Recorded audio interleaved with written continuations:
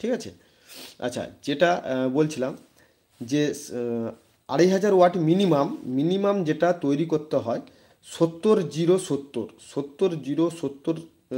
Voltage বা 60 ভোল্টে চালনা হয়, যদি সিঙ্গেল চ্যানেল 2500 ওয়াটের সিঙ্গেল চ্যানেল হয়। ঠিক আছে, এবার এখানে ওয়াটটা কীভাবে মেনশন করা হবে না, 70 যদি হয় আপনার, তাহলে টোটাল ভোল্টেজ হচ্ছে আপনার 140। এবার টোটাল ভোল্টেজের সঙ্গে কত মাল্টিপ্লাই করলে আমার 2500 আসবে। ঠিক আছে, এবার যদি এখানে মাল্টিপ্লাই করা হয় 10, যদি মাল্টিপ্লাই করা হয় তাহলে আপনার আসছে 1400 ওয়াট।